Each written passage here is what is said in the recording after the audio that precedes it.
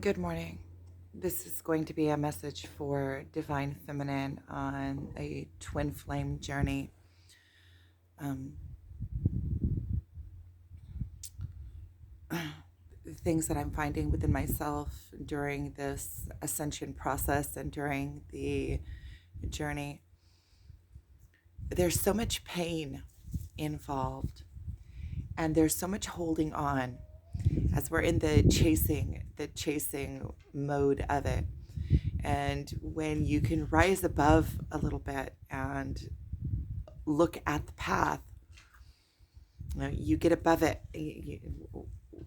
There's so much pain that you are forced kind of to rise above it and look at the patterns of it. And you can see that in the beginning, there's complete shock. It's like soul shock. And then you start seeing that there's something so much bigger here. What is this? What's going on? You start asking yourself all sorts of questions, and you're thrown into that. You're thrown into pain, and you're also thrown into that chase. And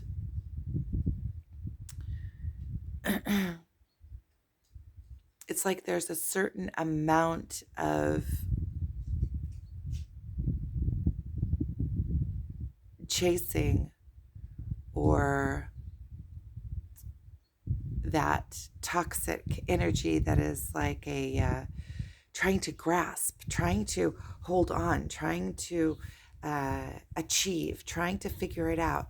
There's just a certain amount of that you have to go through in order to completely deplete that energy, in order to realize that energy, realize it not only in your mind, because you realize it in your mind way before you realize it emotionally, before you actually are able to grasp it, because it's so big. You're thrown into this mystical um, journey that is way beyond this physical plane and takes you into worlds that you didn't even know existed, and into past lives, and into um, all sorts of understandings. It's like opens up portals to different levels of consciousness that you didn't even know existed. And not only are you in shock of that, because you're also rising within yourself, and healing yourself, and as you heal yourself, it is extremely painful, but you also,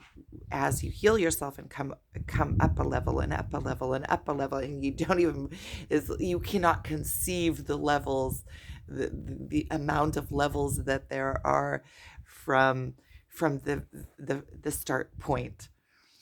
And it just teaches you that there's just so many more levels to this um, ascension,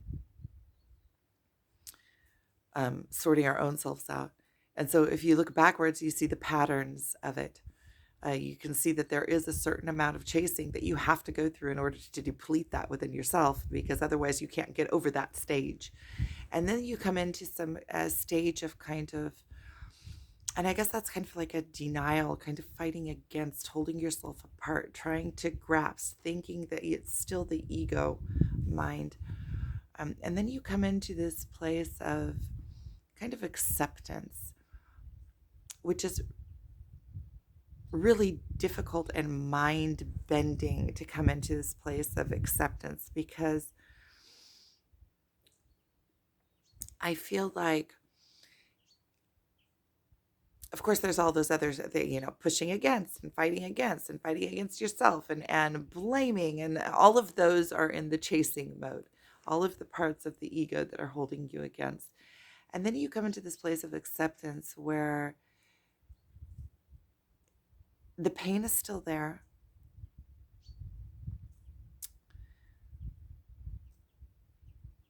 but you realize that there's no one to blame, because in the beginning you start trying to blame, and even you can, you know uh, topically you can put it off on your twin. It's their fault, they're but when you really look at it, that can only last a couple of seconds before when you really look at it, just like on the physical plane. We didn't ask for this, right? Our soul asked for it before we came into this existence, but you can see that this was something that was chosen for us. It was beyond us. And just like it was chosen for us, it was also chosen for our counterpart. We can't blame them because they were put on this journey just like we were put on this journey. And they are doing the best that they can, just like we are. And I'm finding within myself that I'm coming to this place of understanding and this place of complete love that is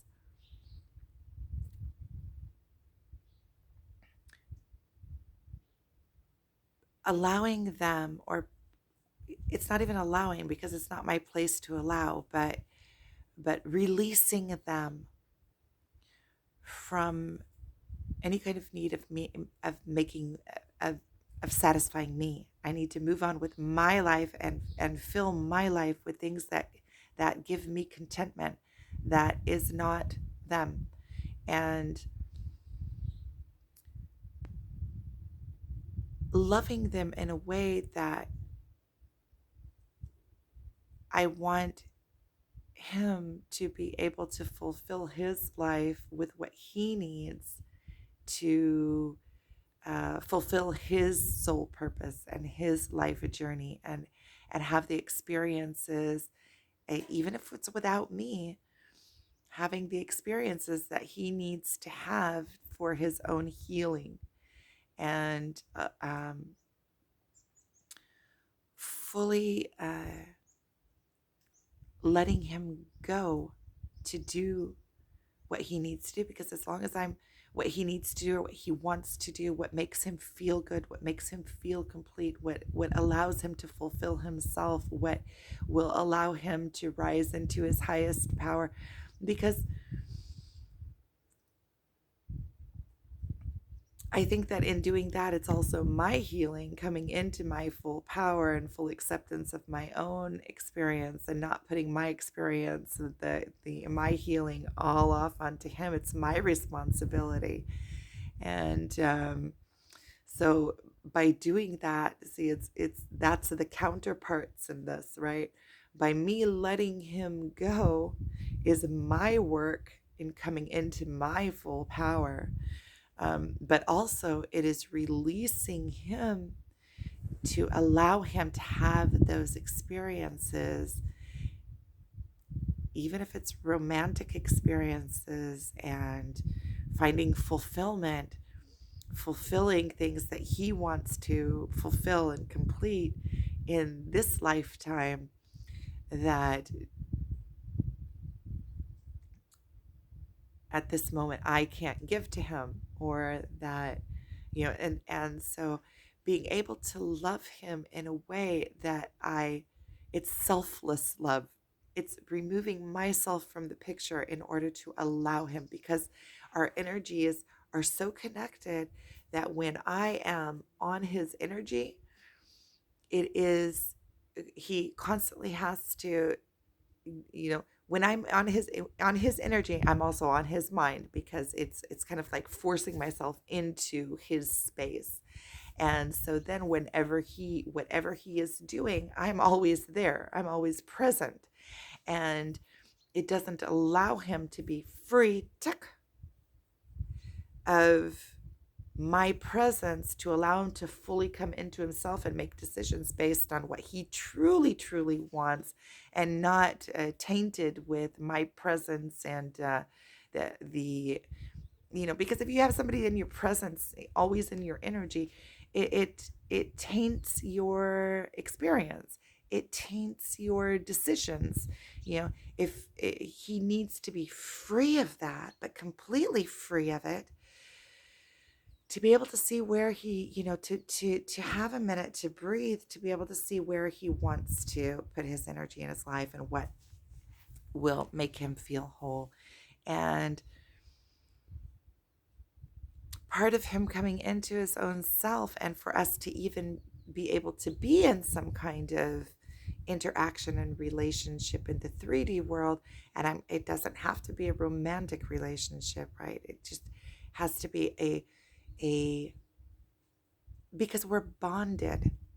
And it has to, just to be a connection, some kind of connection that gives that there is the twin or the counterpart is the person that gives you the most security in the world, and knowing it, because it's it's like it's like a given. It's like having someone there that feels so much like home that it feels like an extension of yourself. And when you can have somebody like that on your side with unconditional love, love that is in a way of, let me watch you flourish. Or if you don't want me to watch, then I won't watch. Unconditional love that is selfless, that is not, give me another minute, let me just sit next to you, what do you think about this, tell me what to do, make my life complete, I love you, come and complete me. When you can take yourself out of the picture and allow them just to be free, then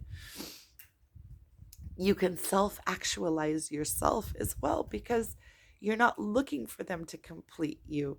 You are rising. Not only that, in completing yourself and rising into your own power, you are also giving them power of freedom from having to complete you. That, yeah, it's like somebody walking and they have you on their back and they have to carry you too, energetically, right? And the energetic field is divine feminine's responsibility, is divine feminine's realm. It's it's the realm where divine feminine can come in and truly have her full power. It's the realm of the energetic realm. So when we can balance out our own energy, we balance them out too. In this way, this is how we balance the energy. We self-actualize and allow them to come in as they want. It doesn't disturb us. We are as a powerful being. We are whole within ourselves. We have our own things going on. We have our own um, life that completes us, that we feel complete and contented in. And if they want to come in and add to it, they can come in, they can go out, they can come in. We leave a back door open for them, front door and back door open for them at all times. They are welcome in our life, but we are continuing on our life and doing what makes us feel contented, finding other things to fill our life with. There's so much to fill our life with. We have our life mission. We have, any of us that are on this journey are empaths and do have gifts to give to the world, insights to give to the world. We have a higher purpose. We have this mission. And we, even if we have a twin, we have our own individual power in it. This is power added to power. It's power added to power, but we have our own individual power that has to rise in itself first.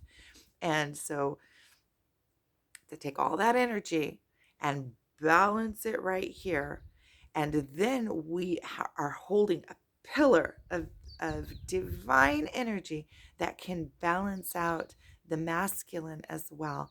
And they can do whatever they want in their field. They can do whatever they want, and they have that solid pillar of of divine energy that is nourishing them without asking anything of them. And that is what we're asking of them, to give us that love without asking anything of us. Just give us the love, no matter, we have all these impurities that we're still working on, and we just want to be loved within that as well, with the impurities, with, that's the unconditional love. So we have to be able to give that to them, to show them what it looks like. And it's not in a way of showing them so that they can see us. It is divine. It is pure love, not asking anything in return, just like God's love. Pure love with not, we shine that light, and we shine it for you too, because We are connected, and that is also self-love, because when they're balanced, it helps us also to stay balanced, but we have to balance first. So it's like these two beings out of balance and all of the energy is going. If we can hold our part of it, we can balance out the entire energy field and then balance them out as well. And so the unconditional love, that I keep coming back to the unconditional love. The unconditional love is complete allowance and giving them that love anyway, being here a pillar for them, just light. They can come into the light, they can exit the light, they can um, they are held, they are loved regardless of what, it's not about taking or getting. It's about being divine, standing strong in that love and allowing them to be nourished from it. And when you stand in that love and you allow them to be nourished from it, everything around you is nourished from that love. That is your life light. That is the light that is shining through you. That is the pure love that is shining through you. And when you can get to that state, you are so strong to be able to balance out that energy, that twin flame, that counterpart energy, and stand in your own. You can hold that energy for all of humanity, and that's what we're doing. We are bringing that divine love, unconditional love to the world and standing in it like pillars of light. And we are all over the world doing this, and that spreads. It's magnetic. It spreads. It spreads to your neighbors. It spreads to the people you meet in the supermarket. It spreads to your children. It spreads to your parents. It spreads. When you can get to that place with your twin flame, you can be that pillar of light for anyone in humanity. And you are that pillar of light. And that is why there are so many of us on this spiritual awakening path and on this twin flame journey. The twin flame journey just makes the spiritual awakening go like that much faster, because you don't have a choice. You're thrown on it. It's either go in those loops of pain and keep going, or get it figured out and rise above. And getting it figured out, you have to surrender into it. Just surrender. Surrender into it, and the path will show you the path. But as long as you're fighting against, and as long as you're being in victim mode, as long as you're in poor me, and why is he doing that, and how do I get him, and I miss him, where is he, what's he doing, all of that is an energetic leech. And when you are being an energetic leech on him, you are depleting your own life, because you're taking all your life power over there.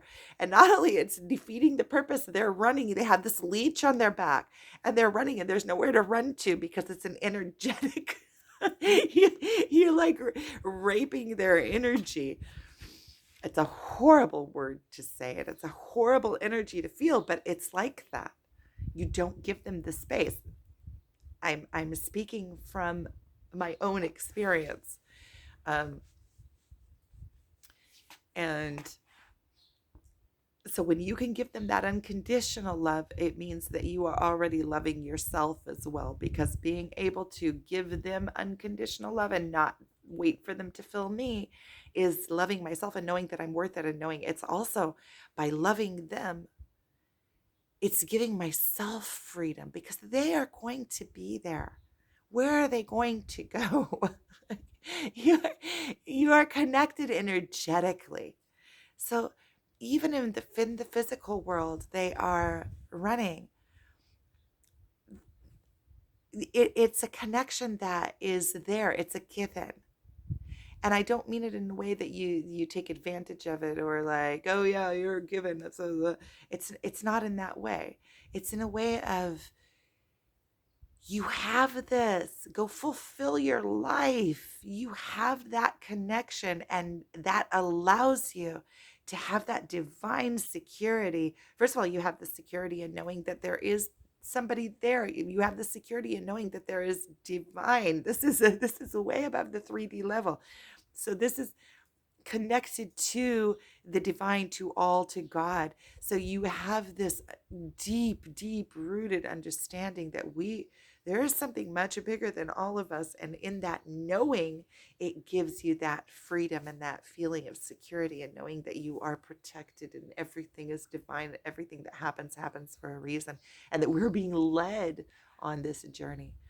Um, and so,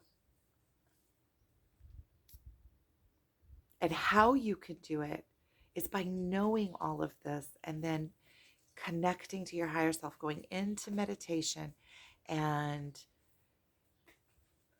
connecting with them, and through that telepathic communication, you can go into the higher levels and feel that connection, and you can cut the cords. You can cut the cords, and it doesn't mean disconnecting from them, because you can't disconnect from them, but you can disconnect in your mind's eye. You can go into the energetic field, and you can imagine taking big scissors. First, imagine, cradling them and telling them that everything is going to be okay. You're always going to be here for them, no matter what.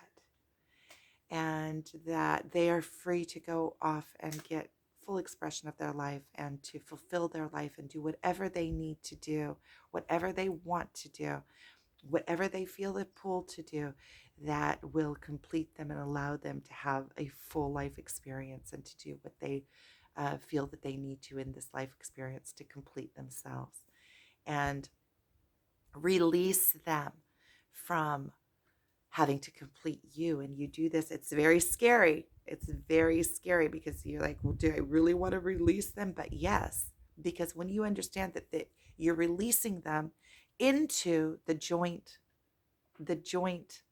um, energetic field. It's like you're both in this ocean, but you have them on a string holding them, and you want to allow them to go play in the ocean, but it's both of your guys' ocean. So you both get to play in the ocean. When you disconnect those ties, you're still in the same energetic field. You're only allowing them the freedom of, without you on their back, making their choices. And then they can choose what they want to do. And whether it brings them back to you or doesn't bring them back to you, they're never going to choose you if you're on their back. So you truly, truly, truly, out of a place of pure love and love for self. And it's not let them go so they'll come back. Achoo. It's a let them go so that they can go and see what they want to do with their life. It comes from a place of love, and a love for me. What can I do? How can I overcome this? How can I be stronger than this? I'm a divine, strong being. This is a place of testing our own strength. And so you can go into this meditative state, and you give them love, and you tell them that you are always going to be here for them, and that you want the best for them, and that you allow them to be free to go out and do what they want to do, what they need to do to fully establish themselves, to fully enjoy life to the fullest, and to be present, and that you are going to pull your energy back and allow them, and that you will always be here for them if they need you ever. And you just cradle their heart, and you give them a big hug, and then you release them with love, and even take a big pair of imaginary scissors, like the kind that they cut the ribbons of Newtowns, and you cut those ties that connect you, those ties of the lycheenness, those ties that are between the chakras, that you can see those ties between the chakras, and you do it in a way of pure love. It's like like cutting an umbilical cord for a baby that comes into the world and needs to have its own path in the world. So it's the same. And so you do it with love, and then you bring that energy back to you, and continue on. And if you have to do this more than once, then you have to do this more than once, but feel that empowerment that you are getting, and the empowerment the power that it takes to give that to your counterpart. That is that is power. That is strength. Being able to do that, that is strength. So know that you have that strength within yourself to be able to do that. So I'm going to go ahead and sum this up here. Thank you for watching. I hope that this was helpful. It was helpful for me. Sending you guys so much love and a big hug. Thank you.